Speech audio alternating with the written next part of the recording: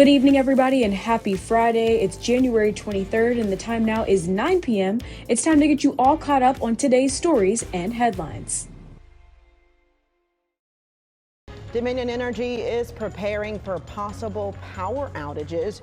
Crews are already working hard to get ahead of that winter weather this weekend here in Virginia and in North Carolina. Of course, there are things you can do at home today to prepare yourself for whatever comes our way. 10 on your sides, Michael Rinker joins us live in Portsmouth with more details now from Dominion Energy. Michael, good morning. Good morning, Katie and Kiana. Dominion Energy says with this weather system coming in, their biggest concern is the ice incorporated with it. Ice is typically the biggest threat to the power grid and usually is the culprit of what is knocking out power. And that's why Dominion Energy yesterday made sure to go to areas they believe will be the most impacted by this weather system, and they really wanted to make sure that they, one, brought extra supplies to those areas, but staged equipment there, including things like power poles, conductors, things that will be vital in the process of restoring power to areas that do end up losing it. And they also have reinforced those power poles that are already in the ground, I should say. Over the last few years, they've started to put them deeper into the ground so they're more sturdy and can stand despite the weather. And Dominion is encouraging everyone to be prepared as well. If you do lose power, there are some things that you can do beforehand, before the weather gets here, that can help you when you lose power. That is charging electronics, having extra batteries, keeping a stock of food, water, and medical supplies that you may need. And if you use a generator, know how to use it safely. And you may be without power for an extended time if the weather does get bad. Should you experience a power outage, it might take an extended amount of time to get those lights back on because we'll be dealing with ice, which can really freeze power lines. They weigh down trees and branches, which could also fall into power lines and cause an interruption in the flow of power. We also want our crews to stay safe, so they will only work when it is safe to do so. And again, if you see a power line that has been knocked down, don't approach it and try to clear the debris yourself. Stay away from it. About 30 feet is what Dominion says. And you can call them at 1-866-DOM-HELP and they'll respond and treat that power line. Now, your Super Doppler 10 forecast with meteorologist Jeremy Wheeler. All right, let's take a look at the snow trackers. So I want to show this to you. 90% shot at accumulating snow, maybe up to 100 by tomorrow. But the bottom line is this. It's going to be Saturday evening to Sunday morning, but then there's going to be melting happening. Yes, this is going to impact the roads and businesses up until a certain point Sunday morning, but then we'll get rain and melting for a lot of the areas. So there's going to be some snow out there Saturday evening, early Sunday morning, and north of Hampton Roads maybe a little bit longer. But then they'll get a lot of melting as the snow changes to a mix, and then the mix changes over to rain. However, there might be some inland freezing rain in north of Hampton Roads for a time, and that could really cause some problems. Power outages, it could cause some power outages. So we have a cold front dipping to the south today. We're dry, high pressure's nearby. There may be a stray shower, enough moisture for a stray shower, but for the most part, I think we're doing pretty good. That front hasn't made it through the Outer Banks just yet, the southern Outer Banks just yet. So there's a couple showers down that way, but they're rain showers. Temps are above freezing down there. So today we may catch a stray shower, otherwise it's a mix of sun and clouds, and highs will be in the upper 40s to near 50. I mean, there'll be a few 50s out there. It's not too bad of a day. If you need to do some things today, you still can. Quiet weather. We go past 6 o'clock. We're still going to see quiet weather on Saturday, but Saturday we got some extreme cold out there. Wind chills, again, near zero in the morning. So then we go through the day. If you can handle the cold, it's mostly dry. We might catch a flurry or two, but that's about it, and that's Saturday. And then here's Saturday afternoon. Now, Saturday evening, the moisture increases. Now we see a few snow showers at first, and then we get some scattered snow showers and maybe some moderate to heavy snow for a little bit. Here's 11 o'clock. It's coming down for a bit. But then after midnight, that rain snow line comes up from the south, turns over to sleet, shuts down the accumulations. But north of Hampton Roads, it'll still be coming down. At 4 or 5 o'clock in the morning, rain for the Outer Banks. So now we hit 7 o'clock. Rain for parts of Hampton Roads. Temps creep above freezing just a little bit, and then that sleet and snow and maybe a little freezing rain pushes north. And now the snow accumulation stops. So here's the thing. We change it over to rain around late morning and midday. This is all rain. Yellow is medium rain, green is light rain, and that's what I'm expecting. That mix will be more inland towards Richmond, Wakefield. But if we do get some good accumulations up here, it takes a while for that to melt. So this might be falling on snowy ground, and then there might be some icing in here. You see the pink towards Wakefield. If that creeps east just a little bit, you're going to get some icing and some freezing rain. So yes, I think a lot of our area will be melting in okay Sunday afternoon. Some inland and northern locations, it might be a problem. Then we might see that scattered mix come through Sunday night into Monday. Maybe put a little something down. So here's the snow totals on the models. A lot of the models have about 1 to 3 inches for the Hampton Roads area, and then more of the way 2 to 4 up around the peninsula north. So that's kind of the flavor that it has. And NAM has the least amount, and you know, that's still a decent model with this. Here's a closer view of the future track, and I'll just give it to you really quickly because I'm kind of siding with this. I'm kind of going with these numbers. Here's my forecast. So I've got about a ½ inch to 1 inch of snow in here south of the state line, about 1 to 2 near the state line over the south side, and then 2 to 4 for Smithfield and the peninsula, most of the peninsula, Mob Jack Bay, and most of the eastern shore. But 4 to 6 in here, northern James City County, Gloucester County, Matthews on the north end, Middlesex, Accomack, and then 6+. However, before the melt, a lot of this is going to melt. We go into the afternoon, anything in green here is likely going to melt. Maybe all of it, maybe most of it, but there'll be a lot of melting. And then inland, there might be some icing that could be a problem on top of some of that snow. There'll be a little melting, but places as far east as Suffolk, as Newport News, Gloucester County, and then here, there might be some snow and maybe some icing. Northern Neck, maybe northern Accomack County. So there could be some power outages. Here it is, you see that ice as far east, maybe as Suffolk, Williamsburg, at least some light amounts, and maybe Gloucester County. Don't forget, I mean, areas northwest of here, they could see some big snow between Richmond, D.C., Roanoke, and off to the northwest. We got today highs upper 40s near 50, mix of sun and clouds, maybe a stray shower. Pretty quiet weather overall. Tomorrow's quiet during the day, but in the evening we get the snow, and then it changes to a mixed Sunday morning and then over to rain through the day Sunday. Since Virginia is under a state of emergency, the state's anti-price gouging order is in effect. Virginia law states suppliers may not charge unconscionable prices for necessary goods and services after a state of emergency is declared. Items covered by the protections include water, ice, food, generators, batteries, home repair materials and services, and tree removal services. Well, it is that time again to file your taxes, but this year there are several changes for filing as a result of the president's big beautiful bill. They include taxes on tips and overtime, an expanded senior deductible, and increased child tax credits. Now, the Trump administration ended the IRS direct filing system implemented under President Biden. The White House says it was a waste of taxpayers' money, but it did see more than 100,000 additional users in 2025. The majority of filers use the standard deduction, which is increased this year for all filers to match inflation. The standard deduction was increased with inflation, and so since 85, perhaps 90% of tax filers use the standard deduction, this is something that will affect most tax filers, and it should generally decrease tax liability. So this is something to be excited about. The White House started a savings account program for kids called a Trump account, where if filed, the federal government will deposit $1,000 into the account for a child born in 2025. A Norfolk native was named the United States Navy Band's 2025 Sailor of the Year. The award recognized Danley Cuenca for her contributions as a vocalist within the Navy Band, which is a premier musical organization serving military and government events. You may remember Cuenca as a featured soloist with the U.S. Fleet Forces Band during the annual Virginia International Tattoo in 2024. Look at her, she's just ripping right there. We love it. And by the way, she is a graduate of Norview High School. In the world of entertainment, Hampton Roads legends Clips and Pharrell Williams are set to perform at the 2026 Grammys. The award show takes place Sunday, February 1st in LA. Clips is nominated for 5 Grammys, and Pharrell is nominated for 4 this year. And speaking of talent from our area, Ruth E. Carter, Hampton University alumni, has made history. Yeah, Carter earning her 5th Oscar nomination for Best Costume Design for her work in Sinners. This nomination makes her the most nominated Black woman across all categories in the ceremony's 100-year history. Her other nominations include Best Costume for Malcolm X, Amistad, twice for Black Panther, and Black Panther Wakanda Forever.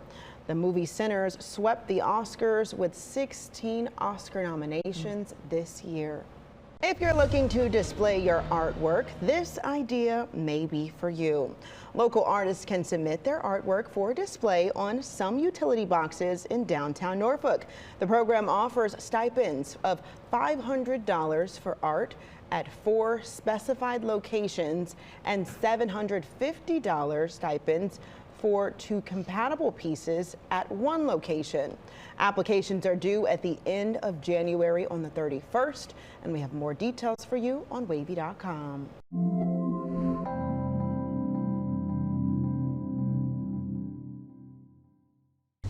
In other news, a developing story from the Outer Banks. A Dare County deputy shot someone last night in Hatteras Village. Investigators say it all started with a call about a domestic situation and a suspect with a shotgun. Now, officials haven't said exactly where this happened, but they do say when they got there around 11:15 last night, the suspect drove off. Deputies chased them with their vehicles, and then after that chase, we're told the suspect got out of the car and resisted arrest. One of the deputies was hurt, and during that time, officials say a deputy fired 2 shots, injuring the suspect. The suspect and the injured deputy went to the Outer Banks Hospital. Medics treated and released the deputy. That suspect, though, was flown to a hospital in Virginia. Officials say they have filed charges against them, but they have not released those specific charges or the suspect information yet. The North Carolina State Bureau of Investigations also responded to the scene and opened their own investigation. We'll bring you more details as they come in. 2 former Army soldiers stationed at Fort Eustis were sentenced for having sexual images of children. Federal prosecutors say 21-year-old Isaiah Hood pleaded guilty to producing child sexual abuse materials back in May. He got a 20-year prison sentence. 23-year-old Hayden Carpenter pleaded guilty to coercion and enticement of a child in August, and he will spend 15 years in prison. We want to get to breaking news out of Norfolk this midday. A man was just sentenced for his role in the deadly shooting of a beloved businessman. Bruce Heisel was charged in the death of 84-year-old James Carter. Carter, you may remember, owned a convenience store there on Lindenwood Avenue. It's a story we have been covering since it happened in December of 2023.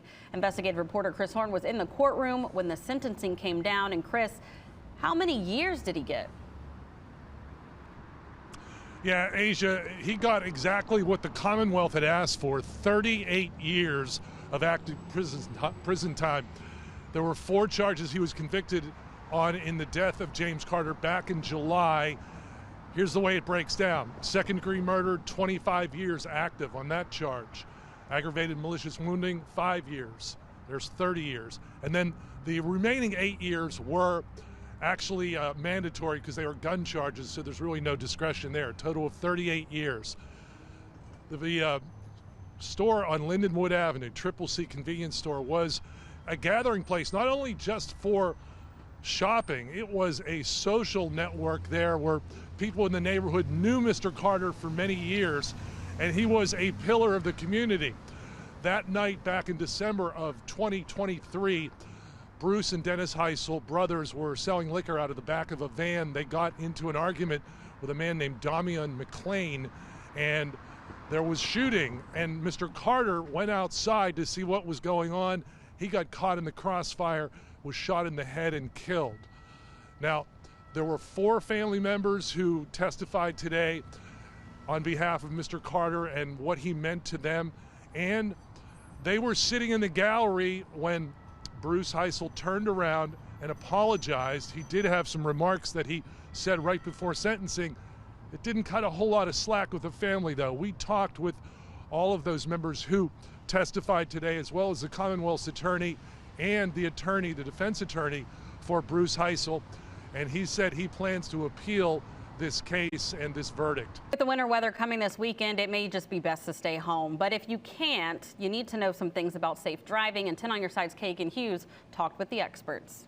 Before you even put your car into drive, make sure you remove all snow and ice from your windshields, roof, lights, and windows to make sure you can see out of your car. We obviously know that people will have to get out there in the snow and in this winter weather, and just imploring them to be safe out there on the road. Make sure you know where you're going. Choose a route that does not have winding roads. Anything that you can do to make your vehicle more visible will keep you and everyone else out there on the road safe as well. Go slow. It's harder to control or stop your car on slick or snow-covered surfaces.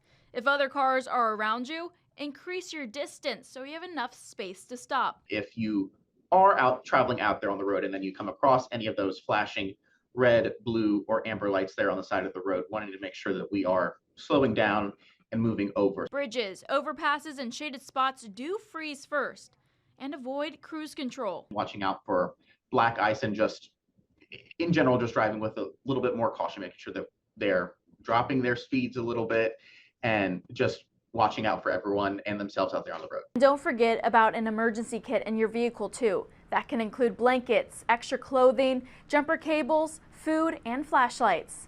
Kagan Hughes, 10 on your side. Hampton Roads isn't the only area about to get a weekend winter wallop. Millions of Americans will be under the gun for Mother Nature. 10 on your side's Ted Linder shows us the massive scope of this storm. With a massive winter storm expected to impact millions across more than half the country, forecasters say people in wide swaths of the South, Midwest, and Northeast are in for a heavy mix of ice and snow. Through Friday, all the way through the weekend, it will just increase in severity, posing ultra cold temperatures. The multi-day weather fiasco is prompting last-minute supply runs. This as local efforts ramp up to prep and treat roadways. In Nashville, Tennessee, a snowplow nicknamed Dolly Plowton is one of many hard at work. Still, officials are advising folks to reconsider their weekend plans. We're prepared, but do not mistake our preparedness as an invitation for you to be on the road. Meanwhile, people at airports are hoping the elements don't induce travel nightmares. We're coming back on Monday. Worst case scenario, we get stuck in Miami.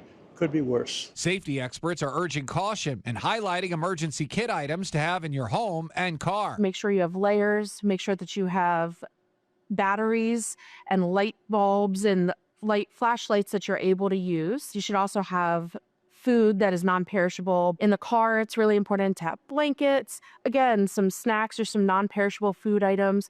It's really important that you maybe have a radio. But besides taking time to batten down the hatches, conditions may offer up some chances for a little fun. In some parts of North Carolina, kids might experience their first real snow, and I hope that some parents who are watching this can make special memories of their own with their kids. But winter storms are not just fun and games. And that was Ted Linder reporting. Speaking of fun and games, no sledding at Mount Trashmore. For several decades now, the Virginia Beach Department of Parks and Recs has poo-pooed any sledding on the city's highest spot. They say one year, several people got hurt, and of course, they had to go to the hospital. Ambulances had to get through the snowy streets to transport them. If there's enough snow to go sledding this weekend, you will have to find somewhere else besides Mount Trashmore. Frostbite is a real risk as millions of Americans face major winter storms this week. In the early stages of frostbite, a person's skin may feel kind of cold, a little tingly and numb. If so, seek medical care immediately. If you have minor frostbite, run the affected area under some warm water. However, do not use hot water. That can aggravate the injury. The Chesapeake Foundation is warning oyster farmers about the weekend winter weather. They say the combination of cold and extreme low tides could kill some oysters. If oysters are fully submerged during low tide, they should be okay, even if the water freezes over. Marine biologists suggest oyster farmers put their cages in deeper water for the next few days. Friday's not bad. We're likely to see temperatures in the upper 40s. Now, yesterday was pretty close to 60 throughout the area, so we can't compete with that. But it's not bad. We'll see some sunshine. Sunshine helps warm the pavement a little bit. There's where we are at 3 in the afternoon. On we go to 7 in the evening. What is this? Well, it's a layer of extremely cold air. Some of the coldest air we've seen this winter that's going to come dropping on in. Now, I've started to add these numbers. What are these little numbers here? And it's an awfully busy map because of it, but nonetheless, it gives us an idea of what's going on with temperatures and wind chill. Look at this, 24 to 35 mile-an-hour winds by 11 o'clock at night, and it's going to rattle the windows overnight. And if you got any draft going on, and obviously watch out for any kind of a fire as well. With that kind of wind, if a fire starts somewhere, boom, it really spreads rapidly, especially with the dry air that's in place.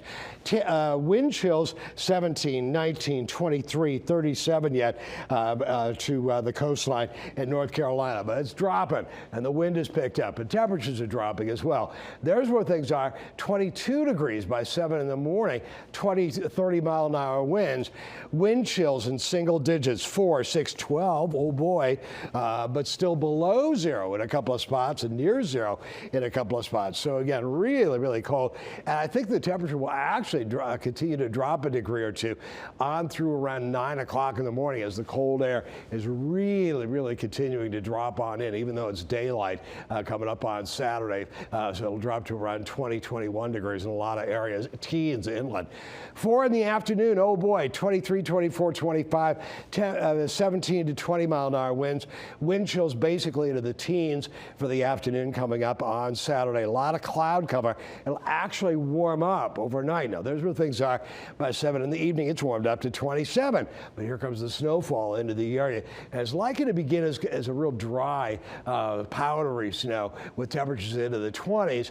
But they're likely to warm on up a little bit overnight. Here's where things are. By 10 o'clock at night, we're likely to see some snow on the ground. Very, very likely. 10, 20 mile an hour winds. But you'll note in the purple color, that's a mix. Green is rain. So we start to see a bit of a mix. Hopefully not too terribly much freezing rain by that point, but we want to watch out for that real carefully coming up by 1 o'clock in the morning on Sunday, especially inland areas toward the Franklin and Wakefield area, perhaps even toward Williamsburg and Saluda. There's where things are by 4 o'clock in the morning.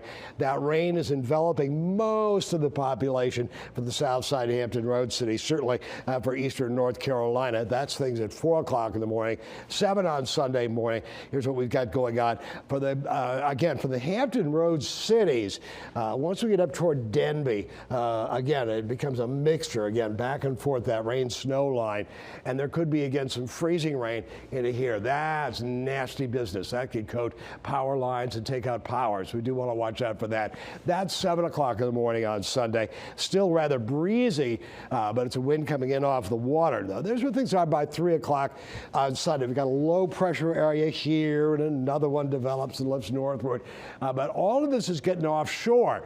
So we end up with more of a north to northwesterly wind for the most part out of this whole situation. There's where things are by 7 o'clock in the evening on Sunday. Rain, a mix, but some drier air is starting to get wrapped around on this. Still some rain though at 11 o'clock at night on Sunday night and 2 o'clock in the morning. A few scattered showers. One forecast model does have some rain continuing into 7 a.m. on Monday, but I kind of think we're going to see enough dry air so it'll push it on off. So I don't think we'll see a big problem on Monday whatsoever. Here's where we are with our forecast. Again, 49 on Friday. For Saturday, we're looking at snow on Saturday night. During the evening hours, becomes a mix overnight. Then it changes for much of the area to all rainfall, but there's a 100% chance of precipitation during the overnight hours, beginning as snow. And then we see some rain for the most part, for most of us, coming up during the day on Sunday. Inland areas and northwest of Williamsburg, it could be a little mixture of sleet and freezing rain, so we do want to watch out for that. 30% chance of some early morning rainfall, possibly a mix, and it would likely be in the pre-dawn hours coming up on Monday.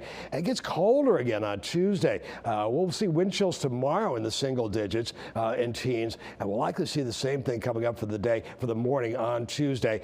Buckle up, everybody. It's not the worst storm ever, but it is going to be miserable.